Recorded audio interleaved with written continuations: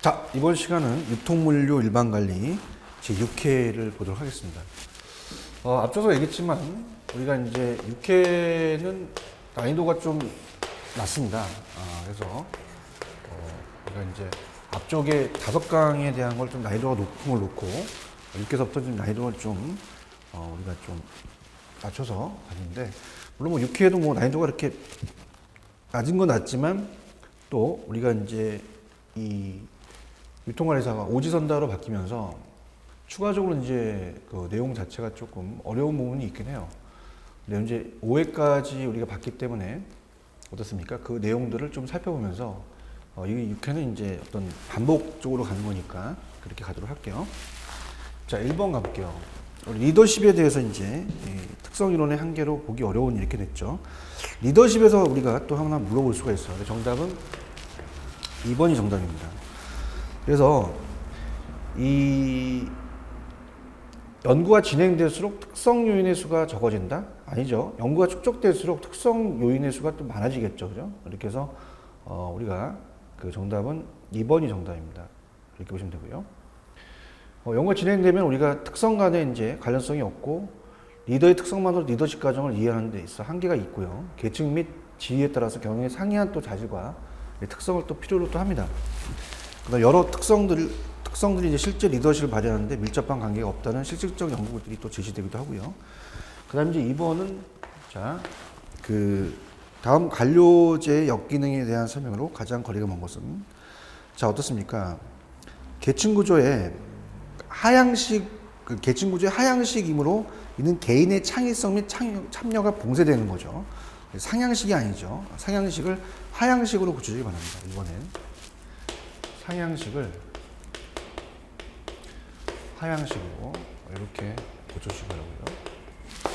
그 다음에 이제 다른 거는 뭐, 이 수평적인 커뮤니케이션이 공식적으로 인정되지 않으므로 공식적 계층을 따르면 보면 시간 및 또 에너지가 또 낭비되고요. 이 단위들 사이의 커뮤니케이션을 또 저해할 수 있죠. 전문화된 단위 사이의 갈등을 또 유발해서 전체 목표의 달성을 또 저해할 수가 있습니다. 규정에 또 얽매이게 되어 목표 수단 및 수단의 전도 현상이 또 발생할 수가 있죠. 자, 3번은 이제 요거는 이제 별표 하나 쳐놓으시는데요. 공정성이라는 이론이 있잖아요. 공정성 이론. 자, 요건 이제 한번 살펴보고 가야 되는데, 공정성 이론입니다.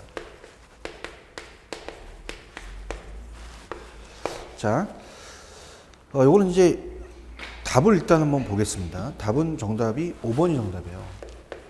자, 그래서 이제 얘는 공정성 이론의 한계점으로 공헌 및 보상을 어떻게 주관적으로 측정해야 되냐? 공정해야 되는 것은 어때요? 말 그대로 주관적이 아니라 객관적이 되죠. 주관적이 되면 안 되죠. 그래서 이제 어떻습니까? 공정성의 이론의 한계점으로 공헌 및 보상을 어떻게 객관적으로 측정하는 거지 주관적이 아니겠죠. 주관적이 아니라 객관적이다. 이렇게. 그래서 공정성은 이제 기억 들어가니까 공정성은 객관적이다. 이렇게. 자, 뭐 여러 가지 이제 1번에 보시면 어떻습니까? 한계점으로 비교할 증거의 기준은 어디에 또 두고 공정하게 또 분배할 것인가 문제가 제기되겠고, 자, 이런 공정성의 이론의 한계점으로 휴식, 노력, 칭찬 등과 같은 비금정적인 경우에 이에 대한 어떻게 또 공정성을 측정할 것인가에 대한 문제가 또 대두되고요. 사회적 비교 과정은 또 조직 내에서만 이루어지는 것이 아닌 조직 외부의 타 구성원들과의 또 비교도 가능하며, 또 보상액의 절대보다도 그 동종기업 또는 이와 유사한 기업이 보상에 또 관심을 가져야 되고, 또 경영자의 경우는 직원들이 성을 설정하고 있는 중고원이나 또는 중고 집단 등에 대한 관심을 또 가지고 이해할 필요가 있다. 이렇게 보는 거죠. 자, 그 다음에 이제 4번으로 가겠습니다. 4번은 다음 중 그레이프바인에 관한 설명으로 이제 가장 거리가 먼 것은, 자, 요거는 이제 이것도 답만 보겠는데 4번이 정답이에요.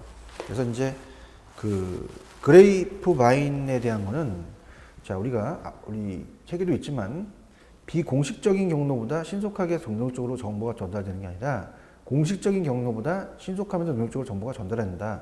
이렇게 가야 되죠. 그래서 이거는 3번이 정답이다. 아니죠. 3번이죠. 4번이 아니라. 이렇게 보시면 되고. 그 다음에 이제 5번으로 갈게요. 자, 다음 직무평가의 비량적 방법 중 하나인 분류법에 관한 내용이다. 다르지 않는 것은. 자, 이거는 여러분이 보시더라도 어떻습니까? 우리가 정답이 2번이라는 걸 아셨죠? 직무 등급의 분류의 정확성을 기하기가 용이하다. 자, 우리 분류법은 어떻습니까? 직무 등급 분류의 정확성을 기하기가 좀 어렵다는 단점이 있어요. 그래서 이제 이 분류법에 대해서 말했는데, 이 분류법은 그 정확성을 기하기가 좀 어렵다 이렇게 봐야 돼요. 정확성을 기하는 게 용이한 게 아니라 어렵다 해야 됩니다. 그죠? 그래서 정답은 우리가 2번이 정답이다. 자, 이 분류법은 일정 기준에 따라서 사단의 직무 등급을 결정해 놓죠. 그 다음에 이제 각 직무를 적절히 판정해서 맞춰 넣는 그 직무 평가 방법이죠. 그 다음에 뭐 강제 배정의 특성이므로 있으므로 정보기관이나 우리가 학교 서비스 업체 등에서 많이 또 활용되고 있고요. 또 간단하고 이해하기 쉬우며 비용이 또 적게 들어야 되고요. 서열법이나 분류법 모두 직무 해소가 많아지고 또 복잡해지면 적용이 좀 어렵죠. 그래서 2번이 정답이라는 걸 기억하시고요. 6번 갑니다. 다음 중, 자, 이게 좀 어려울 수가 있는데, 여러분들. 인간의 관점과 조직의 관점을 2 곱하기 2 매트리스 조직이 이론을 분류하고 있는 스코트 교수의 조직이론 중 폐쇄 사회적 조직이론에 대한 설명으로 바르지 않는 것은 참 어렵습니다. 이거는. 자, 이거는 이제 조직을 외부의 환경과는 관계 있는 개방체계로 파악하는 게 아니고요. 조직을 외부의 환경과는 관계 없습니다. 그래서 이거는 4번이 정답이에요. 조직을 외부 환경과는 관계가 없다고 봐야 돼요. 폐쇄적인 체계로 파악을 했지만 구성원들에게 대한 인간적 측면도 수용하고 있는 관점을 또 취하고 있다. 이렇게 보시면 됩니다. 그래서 정답은 4번이다. 7번에는 별표 표시를 하는 거죠. 자, 이제 항상 우리가 무슨 법을 이제 고르는 것이 중요한데, 다음 중 후광 효과의 심리적 오류의 발생 소지가 있으며 관대한 및 중심화 등의 규칙적 오류의 발생 소지자가 있는 것을 무엇이라고 하는가? 자, 이건 이제 평정 척도법입니다. 2번. 평정 척도법. 자, 그래서 이 평가 요소를 선정해서 각 평가 요소별 척도를 이제 정한 후에 어떤 피평가자를 평가 요소 척도상의 우열을 표현하는 방법을 말해요. 이러한 방식은 이제 중심화 및 간대화 등의 규칙적인 오류가 발생 소지자가 있고 후광 효과 등의 심리적 오류의 발생 소지가 있는 방식, 이런 것도 이제 평정 적도법이다. 이렇게 해서 우리 꼭 숙지하시기 바랍니다. 자, 8번 갑니다. 자, 8번에 가시면 다음 중 재고관리. 자, 재고관리 중요합니다, 여러분들. 유통 일반 관리에서는 이 재고관리라는 게 앞쪽에서 ABC 관리도 있고 여러 관리가 있기 때문에 우리가 이거는 문제 한 문제 정도 배정이 돼요. 그렇게 하시고요. 다음 중 재고관리에 대한 설명 중 바르지 않는 것 이렇게 돼 있죠. 정답은 이제 8번에 2번이 정답인데요. 이 재고관리에 인해서 제조원가는 절감이 됩니다. 그죠? 말이 안 됐죠. 그래서 우리가 제조원가가 증가한다는 건 말이 안 맞아요. 그래서 제조원가가 절감됩니다. 우리가 어떻습니까? 그걸 관리함으로써 우리가 어때요? 제조원가를 또 우리가 절감하는 효과가 나타나지 그걸 증가한다는 게 틀렸죠. 그러니까 관리를 잘하면 어때요? 좋은 점이 나타나죠. 그래서 이 재관리는 능률적이고 지속적인 생산활동을 위해서 필요한 원자재, 반제품, 제품 등의 최적 보유량을 계획 조직 및 이를 통제하는 기능이다. 자, 어때요? 그 원가는 줄이고 그다음에 소비자에 대한 서비스 수준을 또 올리겠죠. 재관리를 잘하니까. 재고라는 건 이제 그 3번의 재고는 이제 높인다는 얘기죠. 재고 투자에 대한 자금이 이제 감소되겠고, 그다음 재고를 보유하는 이유는 이제 이 경제적 발주가 가능하고 기능을 하고 이 불확실성 대체 기능, 또 생산 평준화 기능 등의 중요한 기능을 또 수행하기도 한다. 그래서 정답은 2번이 틀렸죠. 그래서 이제 원가에 대한 이 어떻습니까? 절감이지 증가가 맞지 않죠. 관리를 했다는 자체는 이제 좋아지는 관점이지 그걸 어떻게 이제 원가를 줄였다는 건 말이 안 맞습니다. 그 다음에 9번 가볼게요. 자, 다음 재고의 기능, 재고가 또 나왔네요. 이 경제적 발주량의 그 실행으로 인한 우리가 대량 취급의 이점을 얻을 수 있는 것을 지칭하는 것은, 자, 어때요? 이 재고의 기능 중 경제적 발주량의 실행으로 인해 우리가 이 재고라는 자체가 이제 중요하죠. 그래서 9번도 이제 연결시켜서 이 재고가 중요하기 때문에 재고에 대한 재고의 기능이 나올 수가 있습니다. 재고의 기능이라는 것은 자, 우리가 경제적 발주량이라는 걸 배우셨죠. 발주량을 하게 되면 그만큼 이제 재고를 줄일 수가 있다는 거죠. 그래서 우리가 대량 취급의 이점을 얻을 수 있다. 그래서 이거를 이제 취급 수량이 있어서의 뭐 경제성이다. 이렇게 얘기를 합니다. 그래서 가장 잘 나타나는 거는 이제 정답은 몇 번이 정답이냐면 취급 수량이 있어서의 경제성을 가장 잘 표현하고 있죠. 정답은 4번이 정답이라고 봐야 돼요. 자, 10번 갑니다. 자, 다음 종업원들 교육 훈련에 대한 원더 잡 트레이닝에 대한 설명이나 가장 옳지 않은 것은 이렇게 돼 있죠.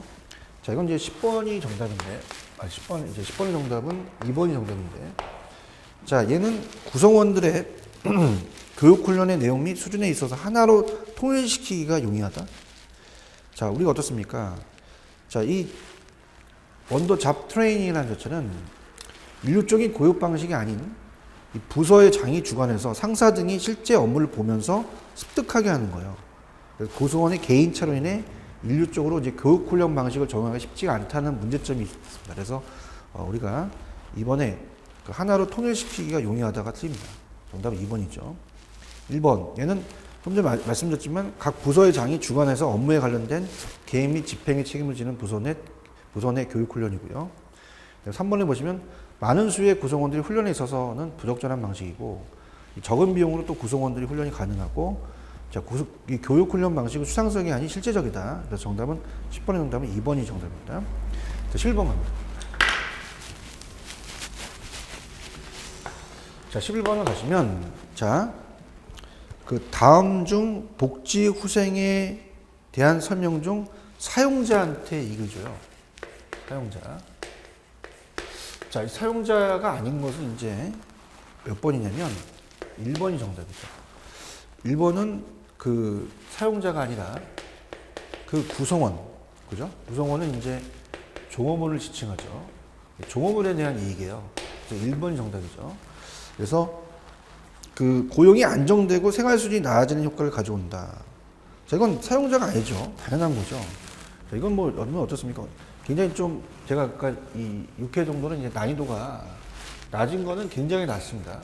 근데 또 높은 건 굉장히 높아요. 그렇기 때문에 조금 자체적으로 조절을 해봤는데, 자, 그 고용이 안정되고 생활 수준이 나아지는 효과는 이거는 종업원이죠, 그죠? 그다음에 이제 사용자는 어떻습니까? 우리가 복지후생은 생산성 향상에 도움이 되죠. 복지후생을 여러 가지 하게 되면 또 생산성 향상에 또 우리가 됩니다. 원가 절감에 효과를 또 가져올 수 있고. 생산성 향상 일을 잘하니까 인간적인 이 관계에 대한 부분이 상당히 또 개선될 거고요. 또 그만큼 팀워크가 또 우리가 또 좋고 정신이 점차적으로 높아지고 기업 조직의 목적 및 방침 등을 보여주는 기회가 많아진다. 이게 사용자죠. 그래서 이제 사용자와 고용인이 틀리잖아요. 그럼 우리가 고용이 안정돼 있고 뭐 이런 거는 종업원과 이렇게 해서 좀 관련이 틀렸다 이렇게 보시고요. 자, 12번은 이제 그 다음 중 메이오의 호손 실험에 관한 다음 내용 중 잘못 설명한 것은 뭐냐 이렇게 돼 있죠. 이 문제는 이제 정답은 2번이 정답입니다. 2번. 제가 이제 인간관계론도 이제 강의를 하는데 인간관계론에서 이제 호손 실험이라는 게 잘 나와요. 그래서 이 어떻습니까? 1번에 보시면 이제 먼저 답보다는 이건 다른 것부터 말씀드리는데 호손 실험은 메이오 교수가 8년간 4단계에 걸쳐서 이루어집니다. 호손 실험을. 그래서 이제 3번 조직 내에서 비공식 조직이 공식 조직에 비해서 구성원들이 생산성 향상에 큰 역할을 또 기여했고요. 민주성의 합리에 기여하는 또 제기가 되었고 또 구성원들의 태도 감성에 심리적 요인이 중요하다고 이제 보고 한 거죠. 근데 지금 이제 이 호손 실험에 인한 인간적인 그 가치, 감성 등을 중요시했어요.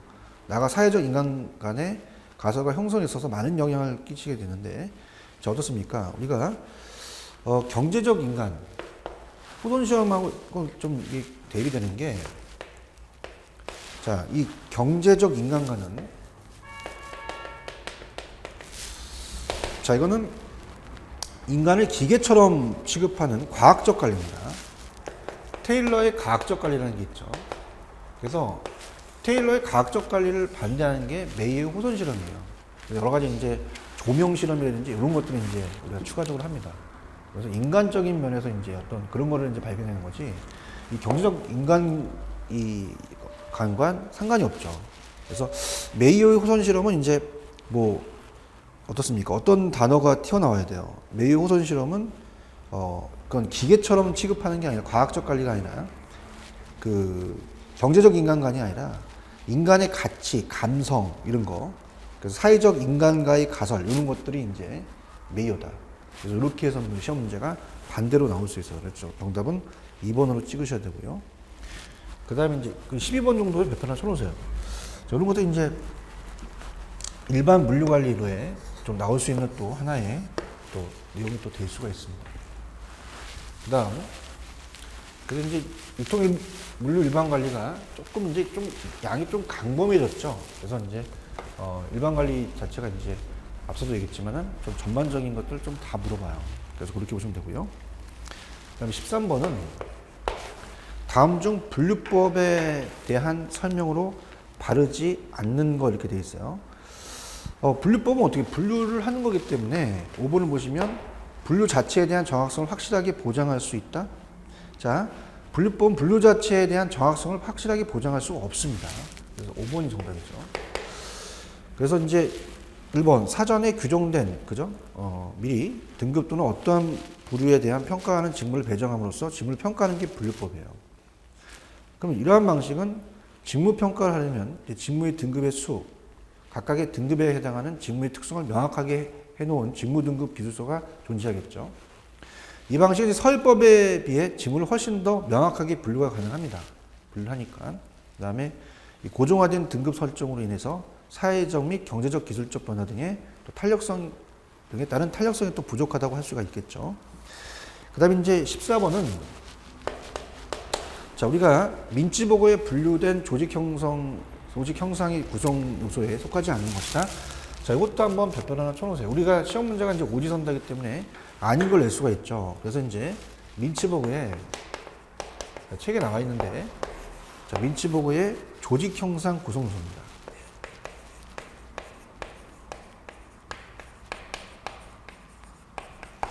자, 그래서 우리가 전략 상층부, 그 다음에 중간 라인이 있겠죠. 중간 라인, 그 다음에 업무 핵심층, 그 다음에 지원 스태프가 있고, 그 다음에 우리가 테크노 스트럭처 이렇게 있어요. 그래서 여기가 아닌 것을 찾아내신다면 어떻게 돼요?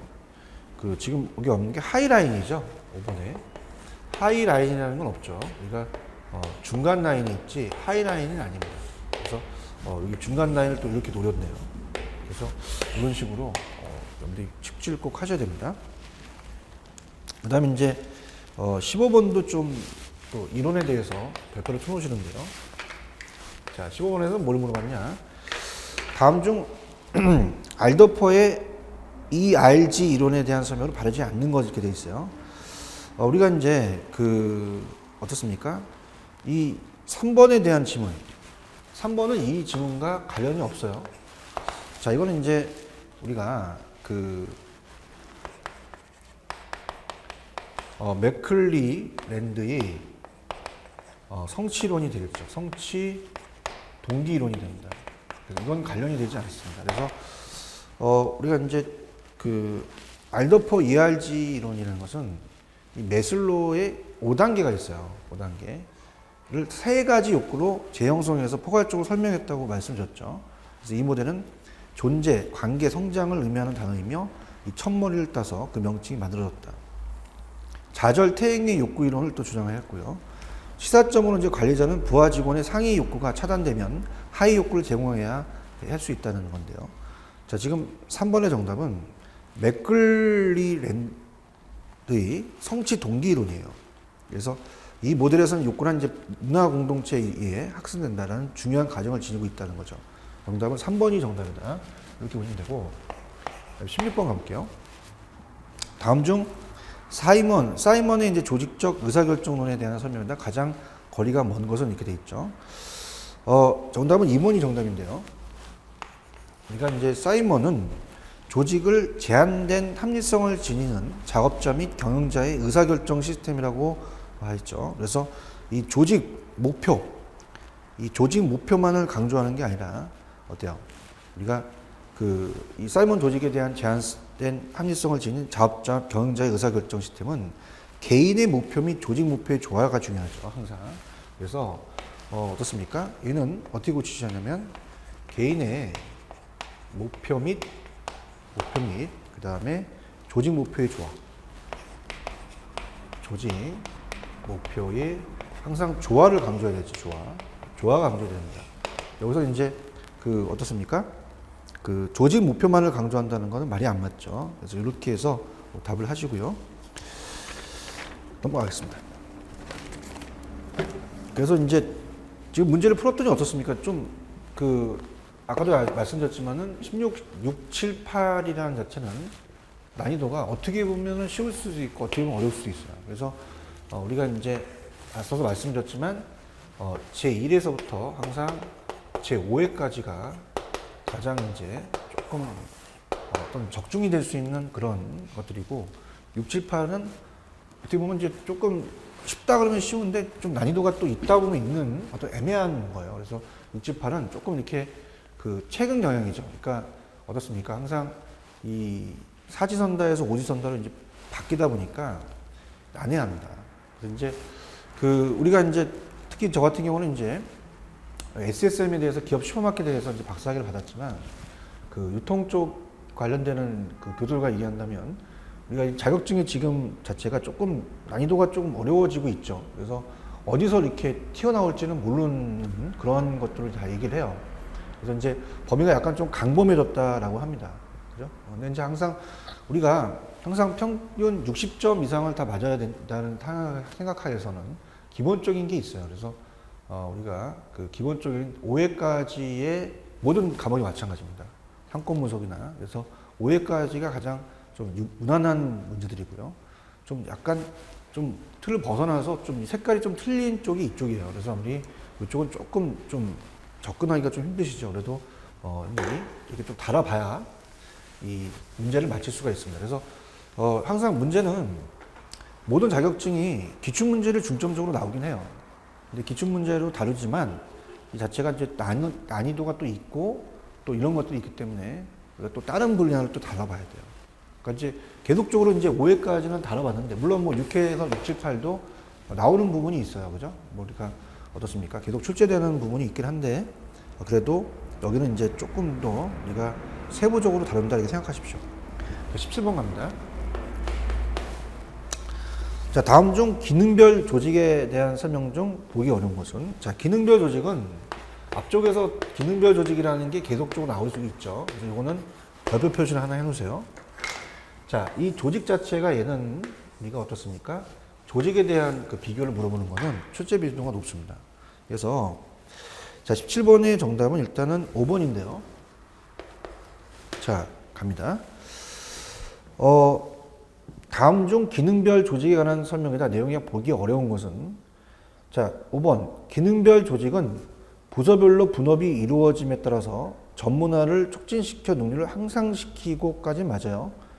근데 관련된 활동을 부서화했기 때문에 개별 부서 내의 조정이 어렵다는 문제점이 있다? 아니죠. 개별 부서 내의 조정이 용이하죠. 그래서 우리가 5번이 틀렸다고 봐야 돼요. 이렇게 보시면 되고 1번 이 부문화의 가장 기본적인 조직의 형태가 기능적이에요. 기능별. 그 다음에 우리가 이 기능하고 직능하고는 능이 붙어야 했죠. 그래서 직능 전문화의 원리에 따라 각 기능을 분류해서 우리가 어떻습니까? 업무의 수행이 필요한 전문적 지식 내지 기술 충분히 활용할 수 있다고 했어요. 그래서 이런 것들이 이제 기술, 기능, 직능 이런 거 단어를 찾아내셔야 되고요. 주로 단일 제품이나 서비스를 생산 판매하는 소규모 기업에서 선호가 됩니다. 그 다음에 기업의 성장으로 인하여 규모가 확대되어 규모가 구조가 이제 복잡해지면 기업 전체의 의사결정이 또 지연되고 또 기업 전반의 효율적인 통제가 또 어려워질 수가 있죠. 그래서 이렇게 보시면 정답은 이제 5번이 정답이다. 이렇게 보시면 되고 18번에서 우리가 항상 그 과정이 나옵니다. 그래서 이제 직무평가의 절차죠. 평가의 절차. 자, 일단은 어때요? 이 직무평가에 대한 절차니까 앞쪽이 직무에 대한 게 나오겠죠. 그래서 직무에 관한, 그죠? 그래서 우리가 정답은 4번인데, 자, 직무에 관한 뭐 지식과 자료 수집을 하는 자료 수집이 먼저 나와야 됩니다. 수집이 나오고, 그 다음에 이제 직무평가니까 마지막에는 이제 다 직무평가라는 자체가 똑같죠. 그죠? 직무평가. 그럼 자료 수집한다는 자체는, 자, 일단은 그 직무에 관한 지식 및 자료이기 때문에, 뭐, 2번은 뭐 자료의 정리니까 좀 틀리고, 평가 방법 선정도 틀리고, 뭐 찍는다면 만약에 3, 4, 5번에서 찍으셔야 되죠. 그 다음에 이제 자료를 수집한 다음에 어때 순서가 수집된 지식 및 자료를 정리하고 평가 요소를 선정한 다음에 평가 방법을 선정한 다음에 직무평가죠. 이렇게 좀 순서로 가시기 바랍니다. 그래서 정답은 4번인데 그래서 먼저 자료를 수집해서 그죠? 자료를 수집해서 수집된 지식 및 자료를 정리한다. 그래서 그거와 관련된 게 바로 이제 자료의 수집이면 수집된 지식이 나와야 돼요. 그러면 우리가 어떻습니까? 3, 4, 5번 중에서는 우리가 4번 아니면 5번이 되겠죠. 수집된 지식 및 평가를 정리한 다음에 그 다음에 바로 평가 방법을 선정하는 게 아니라 평가 요소를 선정하는 게 먼저겠죠. 그죠? 방법을 선정한 다음에 그 다음에 어떻습니까? 직무평가한다. 이런 식으로 아마 암기를 하시면 되겠고요. 그 다음에 19번 갑니다. 자, 다음 중 직무급에 관한 설명으로 바르지 못한 것은 자, 이 직무급이라는 자체는 하나 별표 표시를 하나씩 바랍니다. 이 직무급도 이제 물어본 경향이 많은데 이 직무급은 다르지 않는 것은 일단 답부터 보면은 직무급은 공정하면서 철저한 직무 분석과 직무 평가의 실시가 곤란합니다. 실시가 가능한 게 아니에요. 그래서 그게 우리가 정답은 4번이 틀렸죠. 자, 1번 이 직무급에 관한 거는 직무급은 이제 전문 기술 인력의 확보가 용이하고 직무급으로 가니까 불합리한 노무비의 상승을 또 방지할 수가 있죠. 연공 중심의 봉투에서 오는 저항감이 또 강한 경우에 또 적용이 또 곤란할 수 있습니다. 그다음에 인근 수준의 종업원의 생활을 보장할 수 있는 만큼 높지 않을 때는 또 실시를 또 곤란할 수가 있겠죠. 그다음 이제 20번도 조직 문화도 이제 출제가 될 수 있어요. 이게 이런 것들이 이제 우리 하나의 기출 문제의 키워드라고 볼 수가 있는데요. 자, 이 조직 문화도 한번 별표 쳐놓어 보시는데요. 다음 중 20번 조직 문화의 기능에 대한 설명으로 바르지 않는 것은 이렇게 돼 있죠. 자, 우리가 정답은 5번이 정답입니다. 조직 문화는 환경 변화에 대한 적응 능력을 향상시킨다. 우리가 이 조직 문화는 환경 변화에 대한 적응 능력을 좀 저하시킵니다. 그래서 기술의 발전과 시장 환경의 변화에도 불구하고 이 경직된 조직 문화에 대한 신축적이고 혁신적인 변화가 좀 어려워요. 그래서 우리가 이거는 정답이 5번입니다. 자, 이 조직 문화는 조직 구성원들이 정체성을 부여하며 조직에 대한 책임감을 또 증대시키겠죠. 또 조직은 집단적 몰입을 또 가져오겠고, 그 다음에 조직 체계의 안정성을 높이고 조직 구성원들의 행동을 형성시키는데 우리가 이 조직 문화는 환경 변화에 대한 적응력을 좀 저하시킨다고 가셔야 돼요. 그래서 아까도 말씀드렸지만 기술의 발전과 시장 환경의 변화에도 불구하고 좀 약간 경직된 조직 문화가 그죠? 하여튼 조직은 항상 좀 이렇게 경직될 수가 있어요. 이에 대해서 신축적이고 혁신적인 변화가 좀 어렵다. 경직적인 반대가 신축이죠. 자, 이렇게 해서 정답은 5번이다. 21번. 자, 우리가 요거 21번에다가 별표 칩니다. 별표 치라는 이유 아실 거예요. 그래서 이 경제적 주문량은 얘도 문제 나올 수 있는 가장 출제 민도가 높았던 기출의 키워드입니다. 그래서 얘는 우리가 계산 문제도 나올 수 있고 지문도 나올 수 있죠. 이게 경제적 주문량입니다. 그래서 우리가 EOQ라고 하죠. 이 기본 가정으로 옳지 않는 것을 이렇게 돼 있죠. 자, 우리가 얘는 굉장히 중요하기 때문에 좀 필기를 한번 해볼게요. 경제적 주문량은 가장 중요한 게 어떻습니까? 리드 타임. 리드 타임이 좀 확실하죠. 확실하고 우리가 알려져 있죠. 그 다음에 이제 경제적 주문량을 하다 보니까 발주비 및 그죠? 발주비 및 유지비는 일정합니다. 그 다음에 또 수요는 일정하죠. 수요가 또 일정하고 그 다음에 네 번째 수량 할인은 허용하지 않겠죠. 그 대신 그 다음에 이게 이제 기본 가정입니다. 경제적 주문량의 기본 가정. 그 다음에 어떻습니까? 그 주문량은 일시에 요게 이제 이따가 노린 거예요. 자, 주문량은 이게 키가 되겠죠, 그죠? 주문량은 일시에 전량 입고된다 하셨습니다. 요게 이제 키가 되겠죠. 전량 입고된다. 자, 그 다음에 여섯 번째는 우리가 단일의 품목이고 그 다음에 타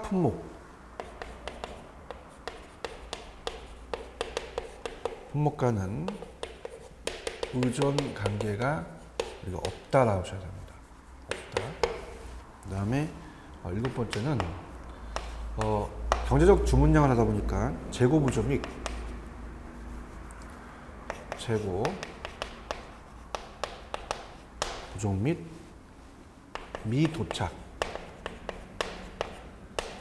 미도착 주문은 발생하지 않는다. 이렇게 하는 거죠. 자, 그러면 일단은 가볼게요. 우리가 리드 타임은 확실하게 알려져 있다. 그 다음에 2번 발주비 및 유지비는 일정하다. 수요는 일정하다. 수량화는 허용하지 않는다. 근데 주문량을 여러 번 나누어서 입고하는 게 아니라 일시에 전량 다 입고를 해버리겠죠. 그래서 우리가 이 경제적 주문량이니까 그래서 어떻습니까? 그 정답은 4번이다. 이렇게 보시면 되고 자, 22번은 참 난해합니다. 22번은 이제 어렵죠. 우리가 이제 이거는 브롬의 영어로 된 게 이제 우리가 기대 이론입니다. 기대 이론. 자, 이런 게 나오면 좀 난해한데 일단은 우리가 정답은 5번이 정답이에요. 자, 이 기대 유일성의 이론이라고도 얘기를 합니다. 기대 이론을. 그리고 레윈과 톨만에 의해서 처음 제시된 이론이기도 해요. 그래서 기대라는 자체는 목적 달성을 위해서 자신의 능력 및 가능성에 대해서 자신이 가지고 있는 인지 정도를 의미하죠. 그래서 유효성이라는 것은 2차 산출물에 대한 개인의 선호도 또는 만족도를 의미합니다. 수단성이라는 것은 앞쪽이 1차가 나와야 돼요. 1차 산출물이 2차 산출물을 유도할 것이라는 신념의 정도를 갖고 있는 거죠. 그래서 항상 우리가 1차가 나와야지만 2차가 나오는 거죠. 그래서 이런 것들을 아마 노리지 않을까라는 생각도 해요. 약간 좀 어렵습니다. 블럼의 기대 이론. 그래서 정답은 5번이다. 그 다음에 23번은 다음 박스 안에 내용이 설명한 것으로 바른 것을 설명하죠. 그죠? 자, 이건 어떻습니까? 우리가 판매 가격, 우리가 수능 입률제를 얘기를 해요. 그래서, 자, 요거는 좀 별표표 하십시오. 자, 그래서 얘는 우리가, 물론 뭐, 영어로 나오는 경우도 있지만, 우리가 지금 요거는 정답이 4번입니다. 그래서 이제 요거는 해석을 해보면, 판매 가격,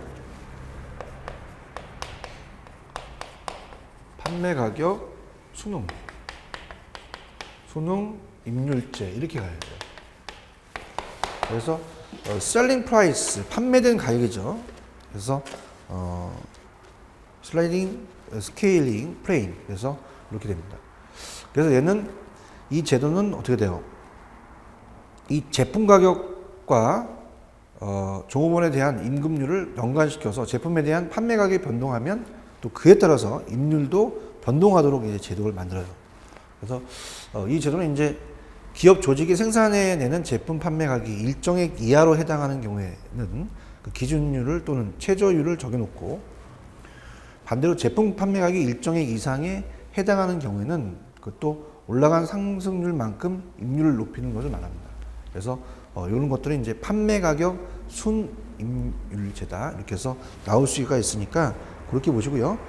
그 다음에 이제 24번도 이제 요거와 이제 관련돼서 이제 임금에 대해서 냈죠. 24번은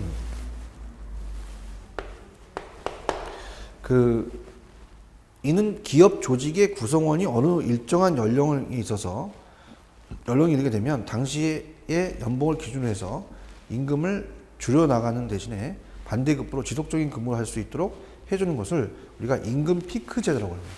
정답은 2번이 정답입니다. 그래서 임금 피크 제도.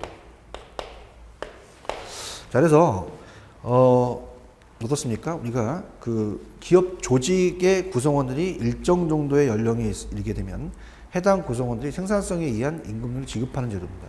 그래서 이거를 임금 피크 제도라고 얘기를 해요. 그죠? 그래서 이렇게 해서 우리가 정리를 해 주시면 됩니다. 정답은 2번이 정답이다. 이렇게 보시면 되고, 그 다음에 25번.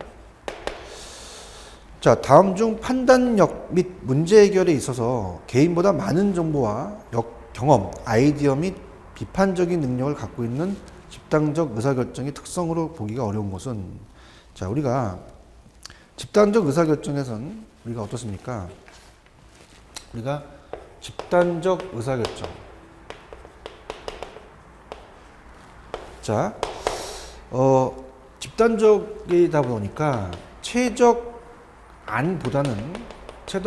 집단적이니까 당연히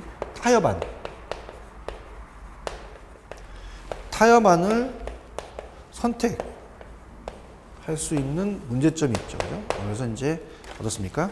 정답은 몇 번이 정답이에요? 4번이 틀렸죠. 그래서 타협안보다는 최적안을 선택한다는 게 틀립니다. 그래서 집단적 의사결정에서는 최적안보다는 우리가 타협안을 선택할 수 있는 문제점이 있다 이렇게 봅니다. 그다음에 이제 이 저단적이다 보니까 전문화가 또 가능하고 또 시간 및 우리가 자원의 낭비를 초래하게 되고 시너지에 대한 효과를 얻을 수 있고 5번 특정 산업들로 인해 자유로운 의견을 또 방해할 수 있다 이렇게 봅니다. 됐습니다. 이렇게 해서 우리가 6회는 조금 제가 말씀드렸지만 5회 때까지 그죠? 그래서 지금 또 7, 8, 9가 가죠. 그래서 이제 5회 때까지가 조금 이제 기출됐던 것들에 조금 돌려낸 거고 6, 7, 8에는 조금 새로운 문제를 넣었어요. 그래서 어떻게 보면 난이도가 낮았다고 볼 수 있는데 굉장히 또 난이도가 높습니다. 그래서 그렇게 해서 우리가 6회 마치고 쉬었다가 7회로 가도록 하겠습니다.